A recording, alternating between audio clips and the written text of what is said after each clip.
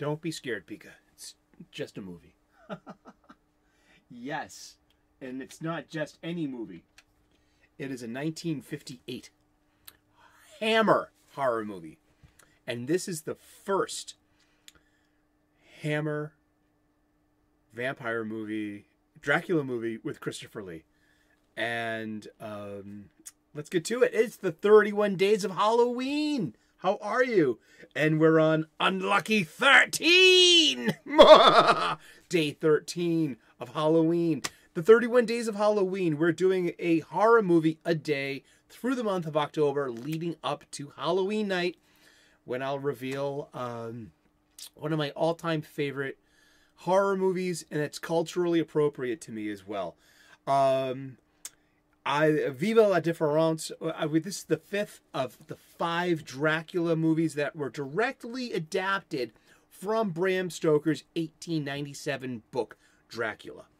So, and this is the last of them in my series for this year. We can have more next year. Let me know in the comments section if you'd like that.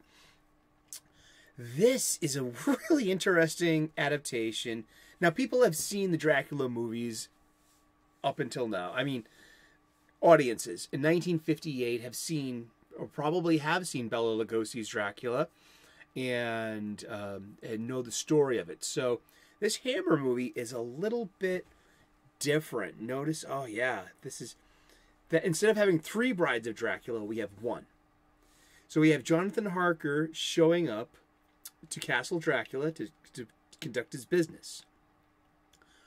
But Harker does not survive this. He doesn't survive Act 1. He becomes a vampire himself. He's Dracula dispatches him, and then we find Peter Cushing enters very shortly as Dr. Van Helsing, who is following up on the whereabouts of Jonathan Harker here.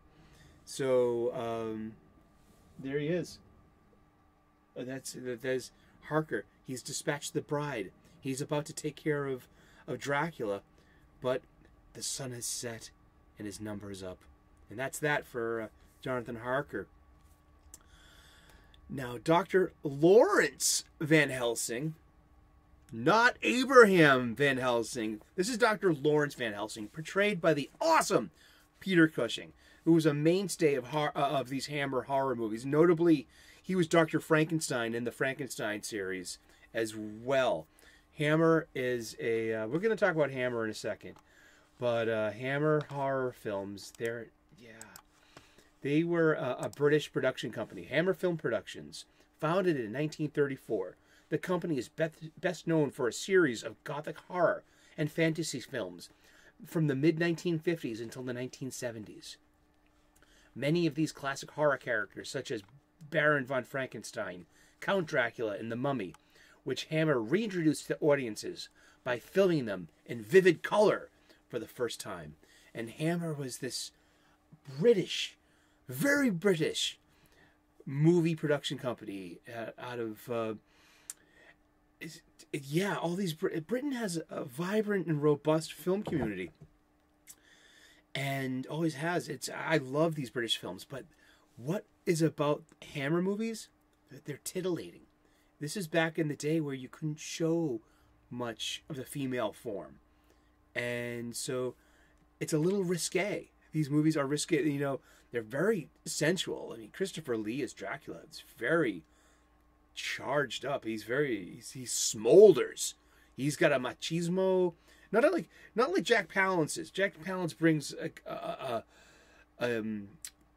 maybe it's his body type, maybe it's his chin line. I don't know, but something about Christopher Lee. He's got the elegance or this regal air that Jack Palance didn't have. And but still simmering with a machismo. I found that like really awesome. But in this adaptation, so we lose Jonathan Harker in the first act. Van Helsing's already introduced without being summoned by Dr. Seward, who's not in this movie. Neither are Quincy Morris, but Arthur Holz. Arthur is. Yes. I know this story so well by now. Why don't I just spit out the names? You know, geez. Yeah. But Arthur is actually, in this version, is Arthur is married. Arthur Holmwood is married to Mina, and Lucy is Harker's fiance, and Lucy is also Mina's little sister. So we have these total changing of relationships, but the same thing happens. The Count comes to England and creates and feeds on Lucy, and turns Lucy into a vampire.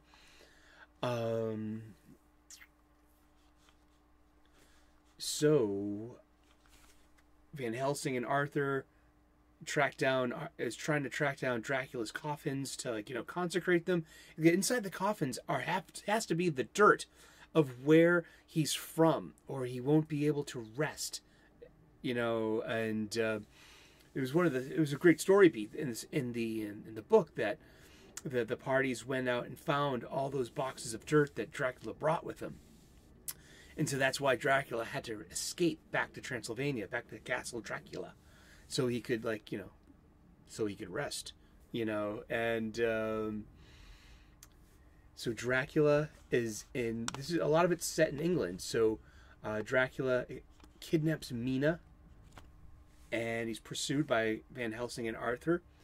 And then the Van Helsing defeats Dracula in some kind of horse and buggy chase. There's a huge chase scene, and it has this ending that we see Dracula's ash. He gets staked by the spoke of one of the wheels that Van Helsing lucks into, and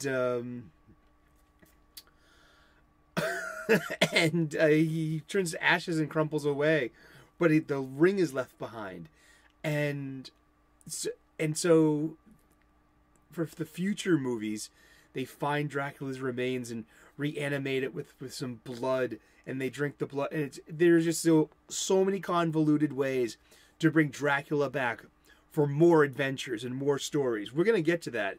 But like I said, these 5 movies that we covered over these past 5 nights, these are the Dracula stories that were directly inspired and adapted from Bram Stoker's original work. So, but this one, we got Peter Cushing. I grew up with Star Wars. He was Grand Moff Tarkin in Star Wars: A New Hope, 1977. And then brilliant that George Lucas uses Christopher Lee here as Count Dooku in episodes 2 and 3. And also, Christopher Lee plays Saruman in Peter Jackson's Lord of the Rings. These are just top-notch actors plying their trade and making this really awesome movie. Now, it's cheesy. It's a Dracula movie. It's a vampire movie. So what? I mean, what makes this movie transcendent over something such as Coppola's magnum opus of largesse? Maybe it's the production quality. Maybe it is humble, and the actors, specifically Cushing and Lee, just push this into a different realm. They just nail their roles. So they nailed their roles where the ensemble cast of Coppola's could barely. My humble opinion. But this is our first of 5 Christopher Lee Hammer Dracula movies. We're going to be covering on my physical media. Hello, yes, indeed. This is 1958's The Horror of Dracula. The next will be 1968's Dracula Has Risen from the Grave. There's 1970's Taste the Blood of Dracula. Then there's 1972's Dracula AD 1972, where they bring everything into the present. Yeah. How about that? Let's see, what do the special features have? Theatrical trailer. All right, sure, let's put on the trailer. Yeah, and what can I say? I love these movies, like the red contact lenses, the just the fangs. But something about Christopher Lee, he smolders. He's got some raw sensuality. And he's handsome man. He was just at the top of his game, and I really enjoyed this. This has been a great. I loved rewatching this movie. I loved rewatching all of the Hammer movies because they're fun and they titillate. Like I said, I mean, we're gonna get to that along the way. But there are beautiful young British actresses in all of these movies, and they're there because handsome men, pretty women. These are our actors and actresses, and that's what get people to pay money to go to the movies.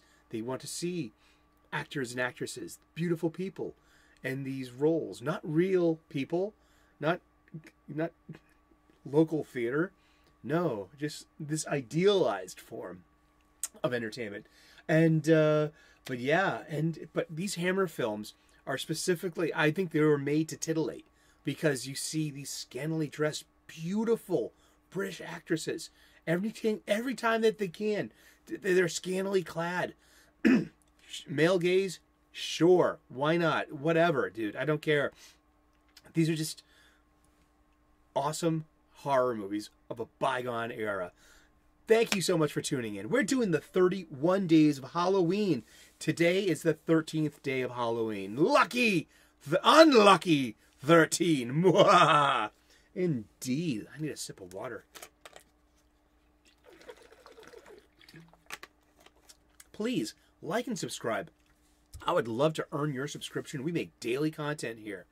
We talk about movies. We talk about comic books. We talk about gratitude and purpose. We talk about cooking. There's a lot going on here. Come on by. Make it part of your day. And you're welcome here. Thank you so very much. Tomorrow, we're going to be doing 1968's Dracula Has Risen from the Grave. And we're going to... because these are fun movies to watch. And they're vampire movies. And it's Halloween season. So, yeah. God bless. Namaste. Good luck. And we will see you again tomorrow. All right. Cheers. Bye-bye.